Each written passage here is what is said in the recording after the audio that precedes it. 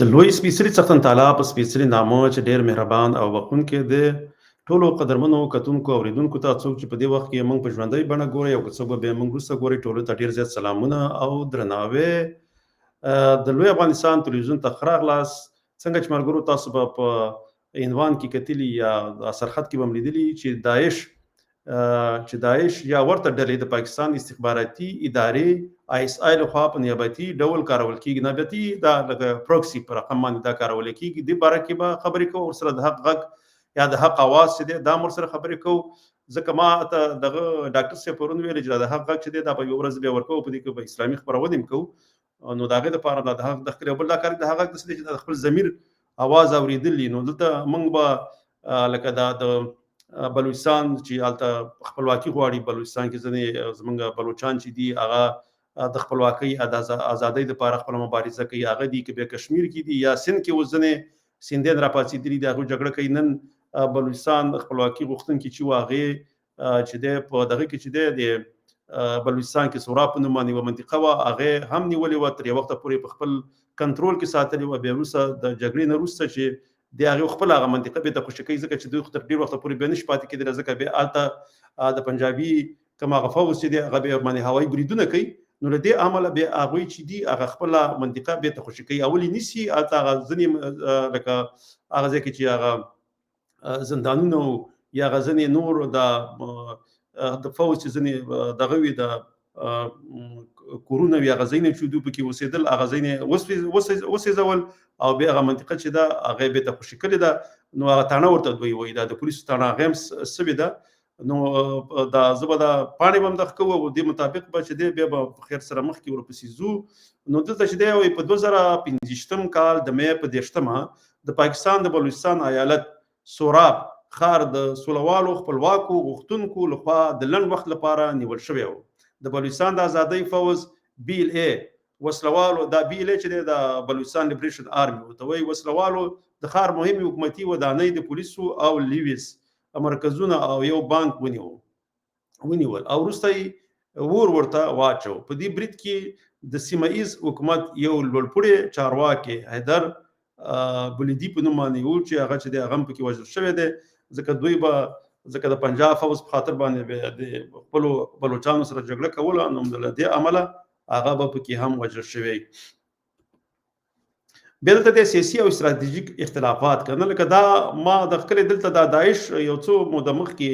لکه یو څو ورځې مخکې بلکې په دې هغې یوه اعلامیه کې ویلي چې دوی به پس دې په د بلوچستان د خپلواکي غوښتونکي چې دي په دوی او خاص کر په PTM نه د پښتون ژغورنې غورځنګ چې دی د دوی په مشرانو باندې به دوی عملیات کوي او دوی به وژني. نو دا به ولې وژني؟ دې باره کې زه دغه لرم. نو سیاسي او استراتیژیک اختلافات د داعش غواړي په سیمه کې خپل نفوذ پراخه کړي او د خپلو ایډیالوژیکو مخالفینو لکه BLA او PTM د نفوذ مخه ونیسي. هغه ځکه چې دا دغه چې دی داعش دا چې دی اوس دا د پاکستان استخبارات ISI چې دی د دې په لاس کې دی، د دې په ولکه کې دی او دا یې د خپلو اغراضو لپاره استعمالوي. دې په خاطر باندې چې د بلوچستان ازادي غوښتونکي چې دي هغه خپلواکي غواړي. نو له دې او دا خاص کر د پښتون ژغورنې غورځنګ نو خپله خو د پاکستان فوز پر سره په جګړه کې اخته دی، خو بیا ځینې وخت کې چې دوی کوم وخت کې هدفي وژنې چې کوي بیا د هغې دپاره دې په خاطر باندې چې هغه ځینې الزامونه په فوز باندې را نشي، نو بیا دوی دغه رقم خپل هغه پروکسي یا نیابتي ډلې ساتلي دي. هغې بیا داسې کاروي چې خپل همدغه په ضد باندې بیا هغه لکه چې دغه څوک چې خپلواکي غواړي یا د پاکستان نه خپل حقوق او د دې جګړه چې پر مخ باندې وړي بیا هغه چې دي هغه بیا د دې نه په هغه هدفي وژنو کې چې دی هغه ته بیا کار اخلي. خاص کر دغه ډلو مشران چې دي هغه بیا په دې هدفي وژنو کې بیا لکه داسې دا کوم پروکسي چې دي لکه د داعش غوندې یا نور غوندې چې دي دا ته کار بیا به د دې نه کار اخلي. بل دا کار دی چې همدا ډلې به د طالبانو پر ضد باندې چې لکه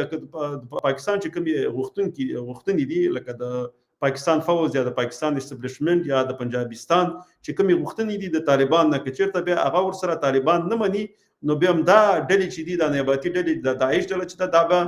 خپله بیا په افغانستان کې هم دا استعمالوي. په افغانستان ځینې هغه ځان خرڅ او ضمیر خرڅه چې بیا دې ډلې ته راځي بیا به هغه هم استعمالوي چې د طالبانو په ضد یا د کوم نظام په ضد باندې به بیا د دوی نه هم کار اخلي، ځکه چې هغوی به مجبوره کوي چې د پنجاب غوښتنه ومني او بل دا کار دی چې هغه په افغانستان کې نامني غواړي اصلا هغه د پنجاب لومړی د لومړیتوب چې دی هغه د افغانستان نارامي ده نو هغه به د دې ډلو نه کار اخلي یا ته کار اخلي خاص کر د داعش نه ځینو راپورونو کې ویل شوي چې داعش له ځینو سیمه ییزو وسلوالو ډلو سره اړیکې لري چې د بلوچستان د خپلواکۍ غوښتونکو پر ضد کار کوي کوم دا ډلې لکه دا چې د داعش د چا سره ارتباطات لري کوم دغه د خپل آی اس آی سره چې د خپل یو ډله ده چې په دغه وجونو کې د پښتنو د بلوچستانو د سیندیانو دغه په دغه کې د خپل شامل ده د خپل آی اس آی نه دغه نور ډلې چې دي به دا شاندل هم دوی سپورټ کوي هم دوی ساتي ځکه تیر ورځ په سین کې هم ډیر زیات دغه چې دي سیندیانو هغه ډیر زیات دغه بند کړي او وته د ما خبر کول سره چې ځنی سیندي وزیران چې دي هغه خپل کورون ته تلې نشي خاص کر هغه کوم وزیران چې د صوبې وزیران دي په سند کې ژوند کوي نو هلته حالات ډیر کړکېچن دي ځکه حالات ډیر ول خراب کړي دي ځکه سیندیانو هم د څومره کې ډیر لارونی نه وکړل نو د پاکستان ټول وضع چې دا هغه خراب ده او خلک چې دي د پاکستان د فوز په ضد باندې راپاسېدلي دي او دوی خپل مبارزه ته دوام ورکوي خاص کر بلوچستان خپل ازادي غواړي خپلواکي غواړي او پښتانه به ان شاء الله تعالی د خپلواکۍ غږ پورته کوي او دغه طرف په دغه لور باندې به زی بیدادي سیمه ییزه وسلوالو ډلو سره اړیکې لري چې د بلوچستان د مخکې ویل د اړیکې د داعش لپاره د خپل اهدافو ترلاسه کولو لپاره اسانتیاوي برابروي کنه به دا اړیکې چې د داعش لپاره نه د چکله د دیو د آی اس آی سره کوم اړیکې لري او یا کوم د هغه د خپل مخ لپاره لري ځکه چې دیو باید یو ځای سپورټ شي هغه به دغه آی اس آی چې د دیو اول جوړي به سپورټ کوي مو د دیو ته به دغه واغستر کې چې دی به د داعش هغه دغه طرف باندې نه دغه طرف نه چې څوم مرست راځي او مالی او نظامی به دویم د ماغوي هغه کوم غوښتنې چې دی د آی اس آی به هغه منی نو دا چې دی دلته ما دا شین لیکلي خو دی کې د ځنې دی اوس پوره نخکاری سر کزه دا نورم دا راغړ کوم چې تر تخکاری شي اوس هي شو د ځنې شنونکو او راپورونو خدا اوس به نخکاری نو الله دیو کې چې دا کسي خرج ځکه دا زول ولم کني به دا پرېدم به لاندې پته راشو چې دا چې داعش ورته ډلې داعش یا ورته ډلې د پاکستان استخباراتي ادارې آی اس آی له خوا په نیابتي ډول کارول کیږي ترڅو قومي تحریکونه لکه د بلوچستان ازادي غورځنګونه او پښتون ژغورنې غورځنګ پی ټی ایم ضعیف یا لمنځه یوسي نو دیو چې د کوم مقصدونو یا هدفونو یا مخ لپاره کارول کیږي هغه آی اس آی ورته ورکوي او هغه به هم دا ډله چې دا به هغه کوم د آی اس آی او د پنجاب هغه کومي غوښتنې دي هغه به په دې باندې په دغه سیمو کې پلي کوي او عملي کوي او د دې غوښتنې پر مخ باندې وړي د داعش بریدونه څنګه زبېته د خپل دغه تصویر به تصحیح کما او صحیح د داعش بریدونه اکثرا د هغو ډلو پر ضد متمرکز وي چې د پاکستان حکومت سره اختلاف لري ګوره اوس داعش خپل د پنجابي فوز په ضد باندې نه جنگيږي دوی وایي چې موږ یو اسلامي ډلې ته څنګه اسلامي ډلې ځکه په پاکستان کې چې د اسلامي قانون نشته دی او حالت غیر اسلامي قانون دی ته چې جګړه کې ولې د پاکستان دغه فوز خلاف نه کوي چې ته راپاتېږي به ته هغه ډلې چې دغه فوز نه خپلواکي غواړي او ځان ته یو آزاد خپلواکي وا جوړي چې خپل په وسایلو د خپل سیاست په جوړونه کې خپل لاسي نو ته تاسو به ولې لکه دا ډلو پر ضد باندې بیا جګړه کوي خو دې معلومي کې پاکستان لپاره دا کار نه کوي بلکې اڅ چې تا اس آی درکې او نماغي د مخ لپاره تاسو دا جګړه پر مخ باندې وړي د بلوچستان پښتونخوا د سیمو حساسیت او د طبي زیرمو ارزښت د حکومت لپاره ډیر مهم دي نو ځکه دا ډله اوس پیدا کړې ده چې ځکه هغه خلک چې د خپل جګړه پر مخ باندې وړي او بلوچستان خپلواکه کول غواړي نو دا خو دغه ته چې کومې دا دغه دي دا طبي زیرمې دي په بلوچستان کې نو پنجاب لپاره او د پنجابي فوز لپاره بغیر د دینه به ژوند کول ډیر ګران دي ځکه چې پاکستان فوج چې دی هغه لپاره ډیر وسایل او ډیر زیاتې پیسې پکار دي او دغه دولت پوره کول چې دی دغه بلوچستان کې ځکه د طبي زیرمې دي او دغه ډایرکټ کنټرول چې دی هغه دغه فوج پلاس کې دی ځکه چې هغه نه غڅ دغه چې راځي کوم ګټي چې راځي نو هغه ډایرکټ دغه د پنجاب یا د پنجابستان آرمي طرف ته بيزي خدته دا ما مخ خبر کړل چې د حق غږ یا د لغات محفوظ په معنا موږ ان شاء الله تعالی د حق غږ لاندې ځنی پروګرامونه به کوو د ډاکټر صاحب سره نو د دې ما به څه وختل خو به نن ډاکټر صاحب مصروف او ما غیب خاطر باندې ما دا پروګرام کوم چې ډاکټر صاحب به نو زما به لکه په دې خبرې وکم نور بیا خپل په خبرې کولې د حق حقیقت، صداقت او عدالت معنا ورکوي. حق چې دی اواز او به اواز چې دی یا غږ یا ناره ده، معنا د حقیقت ناره، ینه څه چې حقیقت یو د خپل ضمیر اواز اوریدل دي. د شاعرانو مفکرانو او عارفانو له خولې د حق ویلو اواز. ادبي او عرفاني اهمیت د ظلم او ناروا پر وړاندې د درېدنې غږ، لکه اوس مونږه لکه دغه چې دی د بلوچستان چې کوم مبارزه کوي، لکه مونږه د هغې غږ چې دی هغه بدرګه کوو او د هغې سره کلک ولاړ یو. دلته خو مونږ لکه خپل هغه که دې په خاطر باندې چې په میدان کې ورسره نیو، نو د هغې غږ چې دی دا به مونږه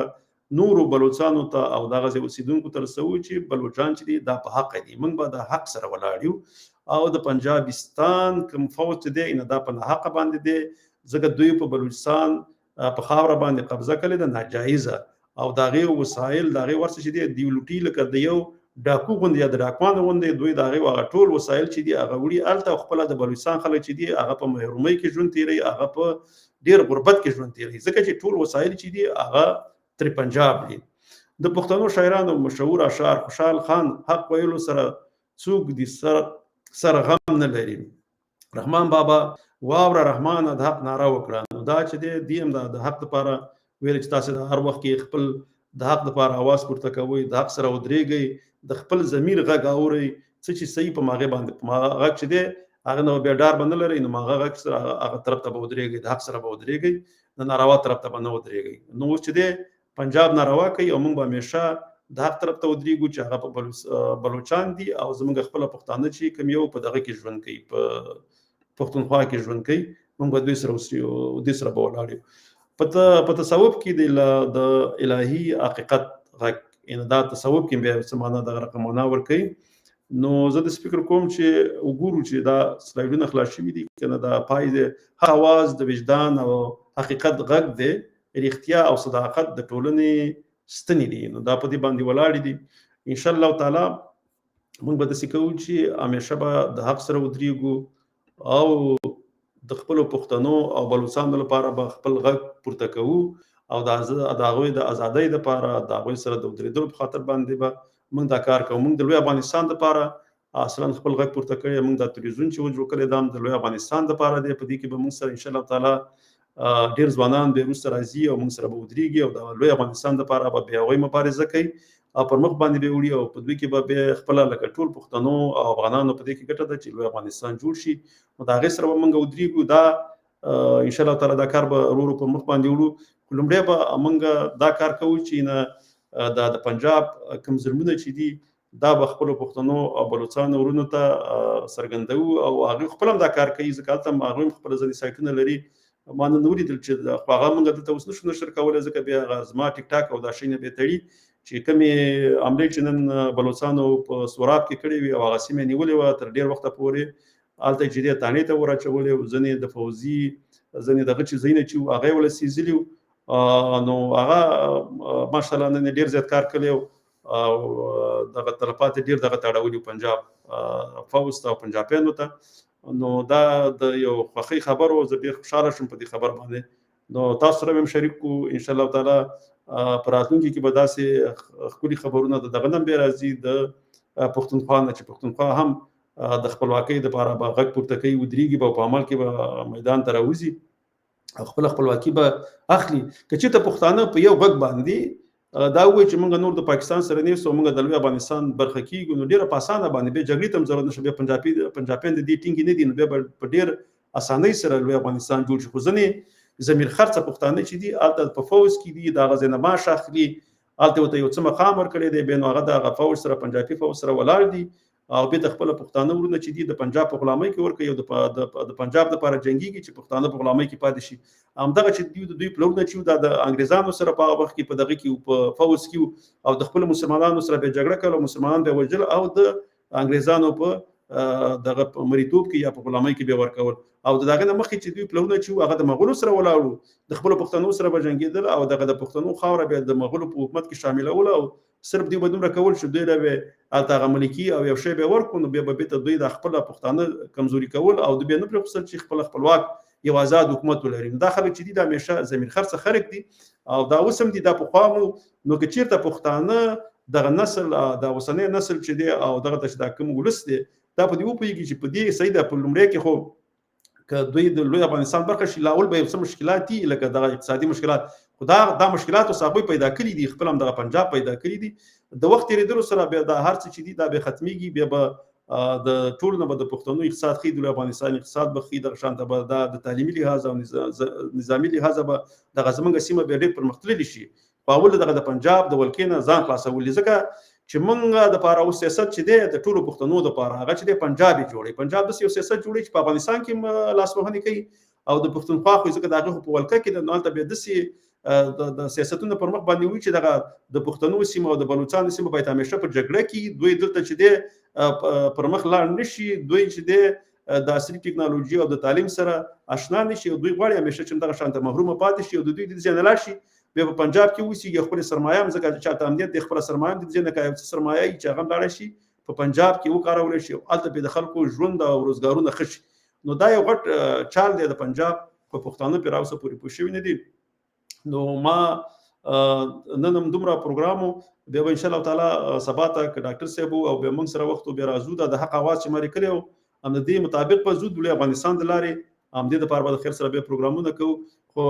سند کې هم ډېر حالات خراب دي او انشاءالله تعالی دغه پروسه به په پاکستان کې پر مخ باندې ځي. په دې کې د لوی افغانستان لپاره ډېرې ګټې دي. انشاءالله تعالی لوی افغانستان به جوړیږي او پښتانه به او بلوچستان به خپلواک او آزاد په خپل سیمه باندې اوسېږي د سولې او امنیت سره. تر بل پروګرام پورې په لوی الله جل جلاله سپارم. خوشاله آرام او سوکاله ژوند ولرئ. د الله په امان.